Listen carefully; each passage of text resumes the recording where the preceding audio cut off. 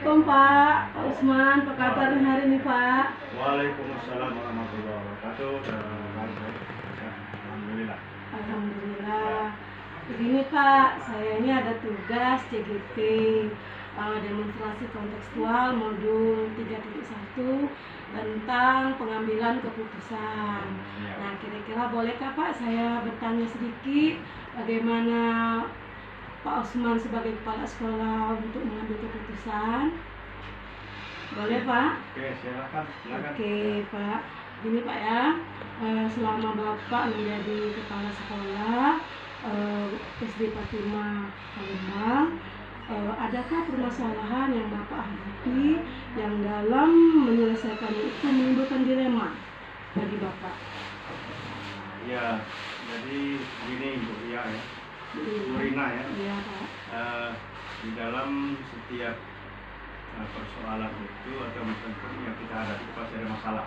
Iya. Ya, ada masalah. Tinggal masalah itu besar atau kecil. Selama saya menjadi kepala sekolah ini, ada hal-hal mungkin yang menjadi permasalahan atau problem bagi saya yang harus dicarikan jalan keluar atau solusi untuk menyelesaikan masalah itu dengan tetap mempertimbangkan segala aspek.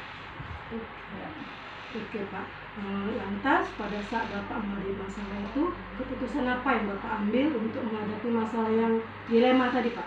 Ya, yang pertama kita akan mengambil keputusan itu dengan katakanlah mencari permasalahan awal dulu. Ya, sehingga nanti ketika kita sudah mengetahui permasalahannya, baru kita bisa menyimpulkan dan mengambil keputusan. Sehingga keputusan itu tidak memberatkan satu pihak dan pihak yang lain. Ya, adil dalam konteks artinya konsepnya adil karena kita dari akar masalahnya. Oh, ya. Mencari akar masalahnya dulu, kemudian mengkonfirmasinya dan berusaha mengambil agar tidak menyakiti satu sama lain ya. Oke Pak.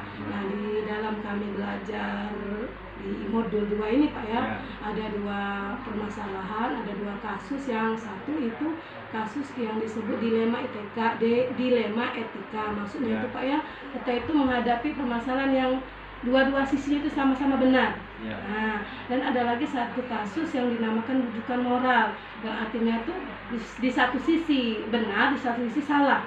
Nah, kira-kira Pak, di dalam Bapak banyak hadapnya masalah ini, bagaimana cara Bapak mengidentifikasinya? Apakah itu dilema etika yang benar melawan benar tadi, atau yang benar melawan salah? Pada prinsipnya setiap permasalahan itu tentunya akan kita ambil langkah, yaitu memanggil atau mencari solusi kepada masing-masing dahulu. Kalau dua permasalahan, kita konfirmasi dulu permasalahan apa dari masing-masing. Sehingga nanti ketika kita mengambil keputusan itu, ya, akan kita tahu bahwa permasalahan ini. Kemudian permasalahan yang A, misalnya mungkin permasalahannya berbeda dengan permasalahan B. Sehingga nanti akan terjadi semacam titik temu. Ketika kita akan mengetahui tentang permasalahan dari masing-masing. Ya, baik dari segi etikanya, dari segi moralnya, nanti akan kita pertimbangkan supaya nanti kelihatan ya, lebih dan kurangnya kelihatan dari masing-masing itu. Jadi nanti setelah Bapak mengetahui bahwa ini tadi ada etika moralnya atau masalahnya Pak ya, nah kira-kira langkah Bapak menyelesaikan permasalahan tersebut lebih tepatnya seperti apa Pak? Kita akan menyelesaikannya yang sesungguhnya adalah sesuatu hal yang terbaik. Kita akan mengambil yang terbaik.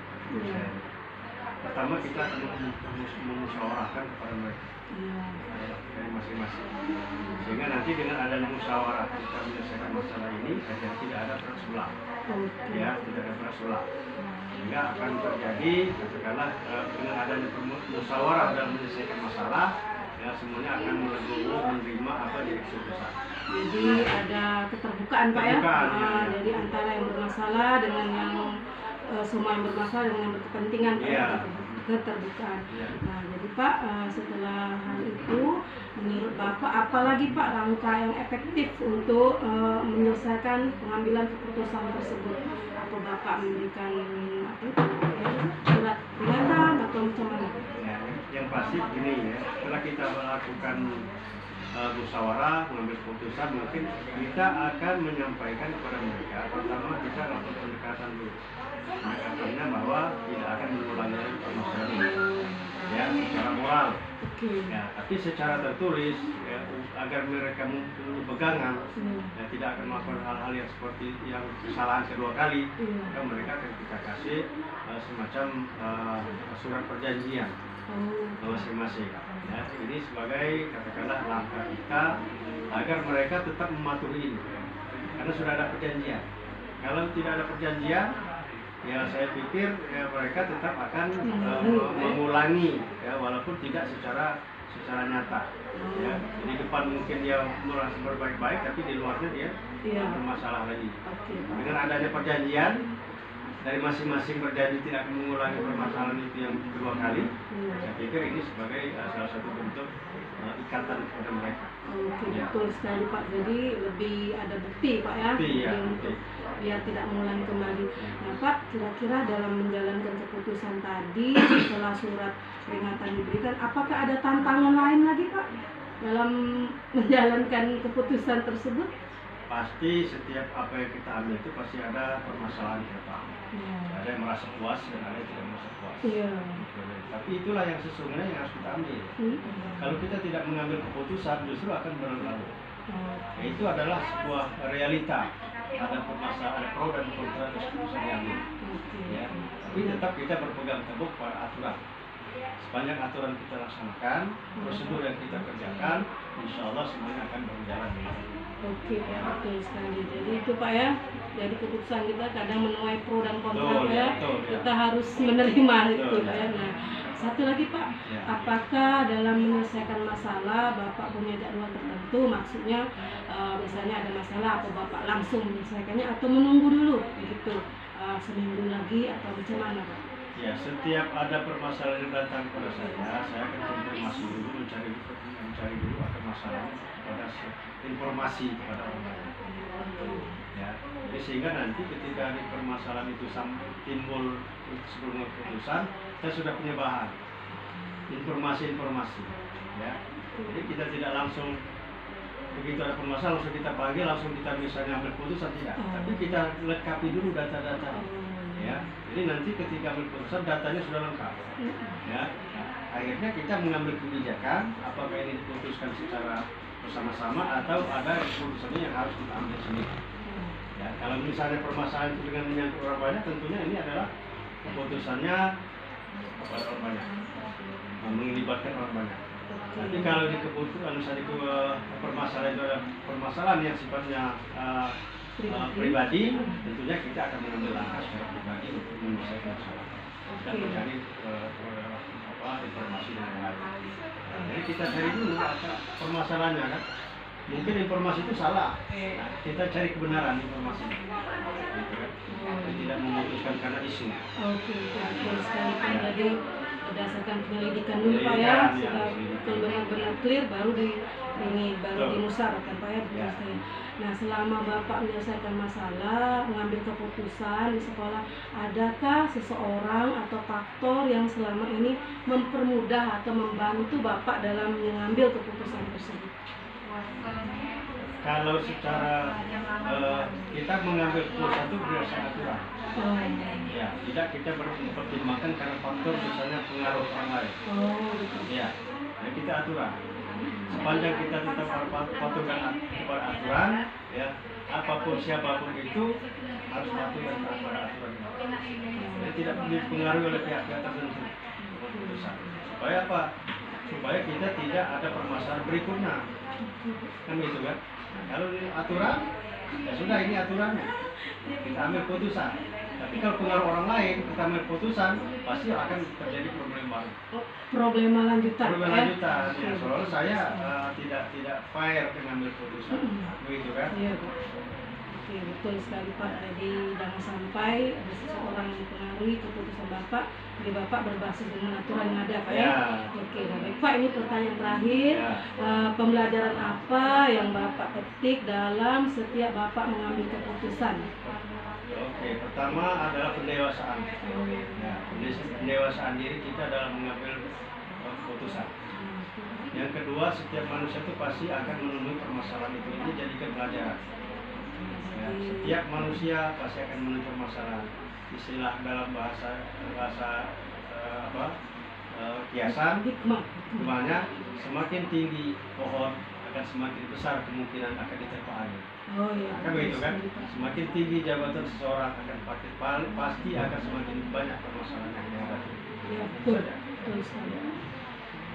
Jadi itu Pak ya, kembali dari Bapak tadi dapat pendewasaan dan juga sebagai pada diri sendiri sebagai hikmah Pak ya, yang untuk dipetik agar dapat semakin lebih baik dalam kehidupan kita. Oke Pak Usman, terima kasih atas waktunya dan saya sudah mendapatkan apa yang menjadi hal-hal dalam pertimbangan Bapak dalam membuat keputusan. Ya, sekali lagi saya ucapkan terima kasih ya Pak. Oke.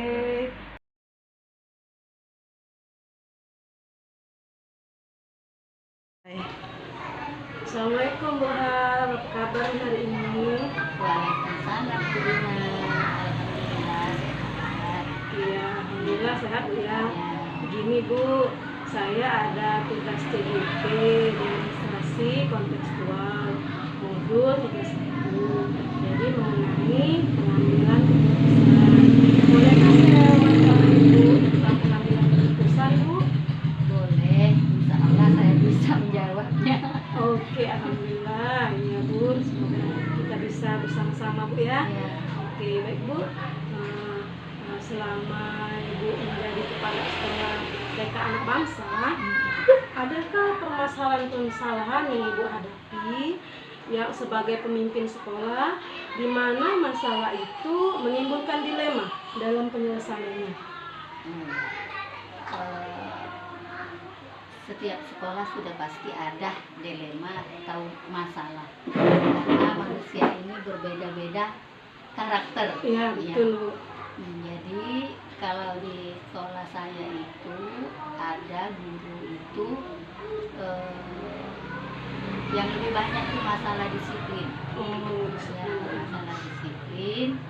Kadang-kadang datangnya terlambat, terus maunya pulangnya cepat.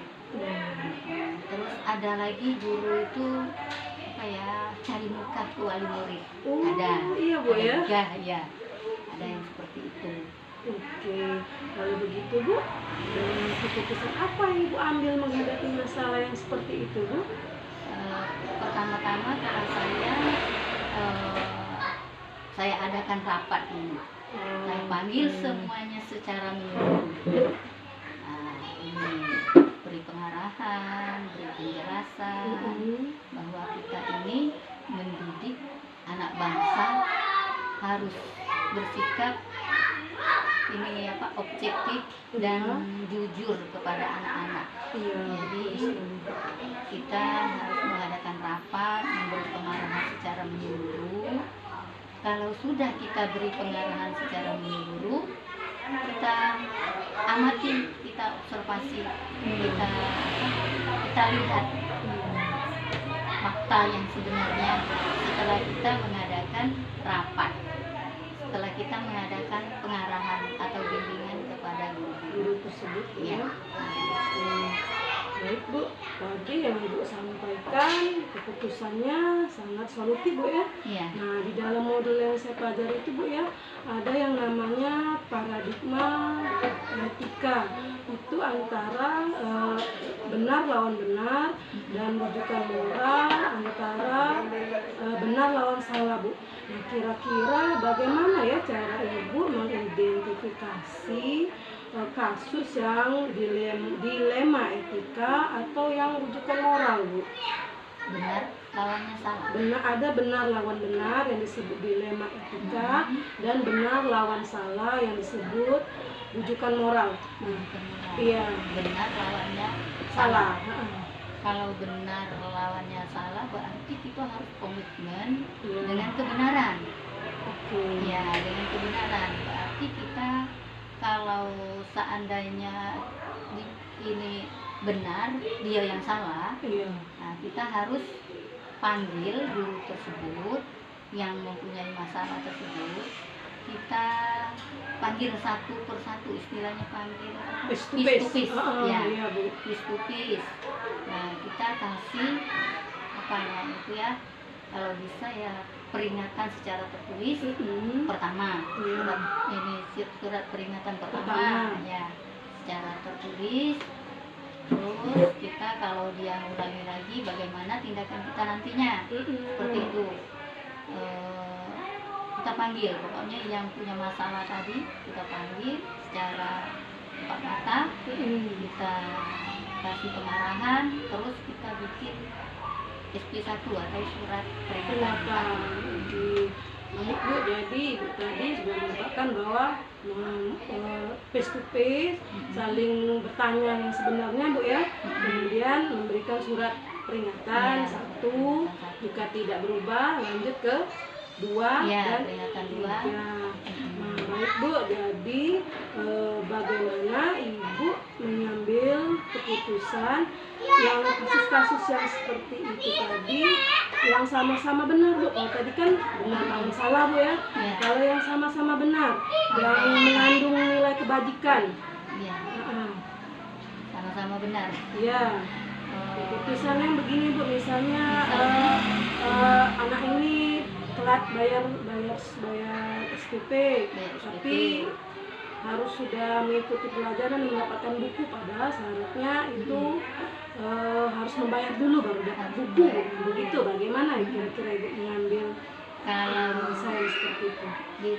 di tempat saya itu, ya, bagaimana kalau misalnya seandainya anak tersebut dia ingin belajar tapi tidak punya buku, terus mungkin keuangan orang tuanya mungkin memang sulit. Iya Bu. Nah, jadi kalau saya itu yang penting anak itu belajar dulu. Oke. Nah, belajar dulu. Ini soal bayarannya kita komunikasi dengan orang tua, kira-kira kapan dia bisa bayar. Iya. Nah, itu kita kasih tenggang waktu. Nah, karena mungkin seluruh anak sudah dapat buku semua, sedangkan dia sendiri mungkin belum ada buku kan, kasihan kan? Kasihan Bu ya. Kasihan. Jadi kita kasih tenggang waktu ke wali murid. Bukunya kita bagikan dulu. Tapi kita ini panggil orang tuanya, bagaimana, kapan cara bayarnya, atau 3 kali bayar atau 4 kali bayar. Tapi demi memenuhi anak tadi dapat belajar, kita memberi keringanan Bu ya. Keringanan, ya. Baik Bu, sekarang yang selanjutnya, kira-kira apa yang Ibu anggap efektif dalam pengambilan keputusan yang tadi Bu, yang benar sama benar atau benar lawan salah tadi Bu, yang langkah-langkah yang efektif? Efektif. Iya, Benar. lawan benar Lawan benar. atau benar lawan salah Bu? Ya, kalau benar lawan salah seperti yang guru tadi sudah kita kasih pengarahan, sudah kita kasih SP1, Iya. SP2, SP3, terus kita amati, kita observasi terhadap guru tersebut, bagaimana perilakunya, ada perubahan sedikit demi sedikit atau memang tidak sama sekali ada perubahan. Ya, terpaksa kalau guru kita barangkali daripada mencemar nama baik sekolah, lebih baik kita keluarkan. Itu saja. Kalau benar dan salah tadi. Iya. Jelas menurut peraturan Bu ya. Menurut peraturan. Oke, Bu. Nah, selanjutnya Bu ya, dalam menegakkan peraturan tadi, hal apa yang menjadi tantangan Bu? Menegakkan peraturan. Ya, yang tadi kan Ibu bilang kan peraturan dia harus diberhentikan. Apa yang menjadi tantangan Bu menegakkan peraturan tadi? Peraturan tadi. Menegakkan peraturan. Ya. Apa ada perasaan tidak nyaman atau bagaimana Bu? Kalau misalnya guru tersebut sudah kita berhentikan, Ya. nah, otomatis kita mencari pengganti ya. Oh iya. Pengganti yang baru, ini yang baru. Nah, dari awalnya sudah kita kasih pengarahan bahwa di sini disiplinnya seperti ini, dengan gaji sekian. Memang sudah dari awal dijelaskan kalau gajinya seperti apa, kedisiplinannya seperti apa. Terus kita awal dia masuk. Nah, awal dia masuk kita kasih harus datang pagi, karena kita mengawasi anak kecil, anak TK kan. Kalau anak TK kan orang tuanya kadang nitip anaknya jam 7, dia sudah berangkat mau kerja. Kalau gurunya tidak ada di sekolah, mungkin diculik orang kan. Nah, jadi kita sebagai guru harus konsekuen dengan waktu, konsekuen dengan peraturan yang kita jalankan untuk demi kemajuan dan sukses anak tersebut. Ya, betul sekali Bu. Karena kita TK Bu ya, jadi tanggung jawab kita sebagai guru TK itu benar-benar besar Bu ya, menjaga anak yang masih usia dini begitu. Nah, Bu, selanjutnya Bu ya, apakah Ibu memiliki jadwal tertentu dalam penyelesaian kasus dilema etika? Maksudnya apakah Ibu ketika ada kasus itu langsung diselesaikan saat itu atau menunggu dulu beberapa saat atau bagaimana Bu? Kalau saya kalau ada masalah saya langsung panggil. Kalau gurunya saya langsung panggil. Iya, langsung ya. Ya, kalau bisa kan, kalau memang guru itu memang hanya satu guru yang punya dilema seperti itu, saya panggil guru yang bersangkutan, tidak seluruhnya. Iya Bu, betul. Jadi langsung pada orangnya Bu ya. Langsung pada orangnya. Selanjutnya Bu, adakah seseorang atau faktor-faktor yang selama ini mempermudah Ibu untuk membuat keputusan dalam menyelesaikan masalah-masalah yang seperti ini tadi? Ya. Kayaknya kalau kedisiplinan itu saya karena saya jarang ada di tempat, jarang ada di tempat, jadi cara mengamati kadang-kadang itu saya minta bantuan kadang sesama guru itu kan. Satu, kemudian kadang-kadang tuh ada wali murid yang saya percaya. Kadang-kadang aman memang saya sudah tidak ada di tempat, tapi itu jadi membantu mengawasi Bu ya. Jadi kadang mereka itu tidak tahu, kadang tidak tahu mereka itu diawasi. Nah, kayak itu. Terus jadi ketika Ibu membuat keputusan sudah ada bukti yang nyata ya seperti ini. Oke Bu, bagus Bu ya. Nah, terakhir Bu, ini pertanyaannya, kira-kira pembelajaran apa yang Ibu petik dalam pengalaman Ibu mengambil keputusan selama ini? Pembelajaran ya ini mengambil keputusan. Pembelajaran apa yang Ibu petik dalam pengambilan keputusan selama ini?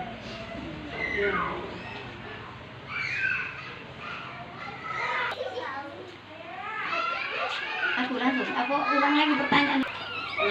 Ya. Baik Bu, ini pertanyaan yang terakhir Bu ya. Pembelajaran apa yang Ibu petik dari pengalaman-pengalaman Ibu dalam mengambil keputusan selama ini? Yang pertama itu kita harus banyak komunikasi antara kepala sekolah dengan guru, antara guru sesama guru, terus keterbukaan.